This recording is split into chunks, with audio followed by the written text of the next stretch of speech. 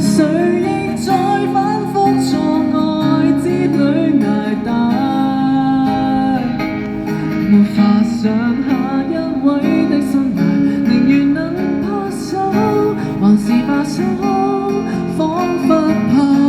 無憾變老得很快。未結識到你，竟已先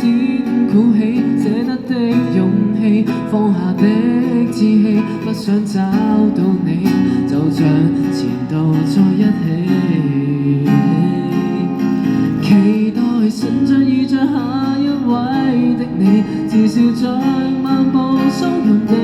別離，就算一説起記起，別再和前度比美。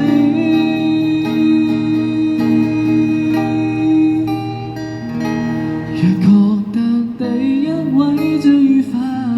為何上一位不釋懷？誰亦在反覆錯愛之旅捱大，沒法想下一